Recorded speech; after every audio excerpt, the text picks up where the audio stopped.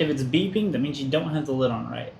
So put it on there, twist it just like that, beep off. One of my favorite things to do with this is make fresh cashew milk smoothies. Just set it to the soy milk button, select program, soy milk, start. See, I got the cashews in there already. You can kind of hear them going. It spins once, lets you know, kind of senses it. Come back in like 30 minutes, you'll have some fresh cashew milk. Be careful because there is going to be steam coming out. This is going to be very hot. And I just wanted to mention, look, you can do baby food smoothie, keep warm, boil, even corn milk. That's some big old blueberries. Lid back on.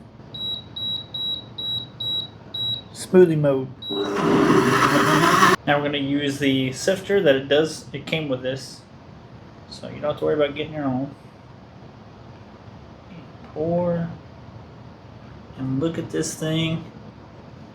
It's very, very good. Cashew milk, strawberries, blueberries. If you haven't tried it, definitely should.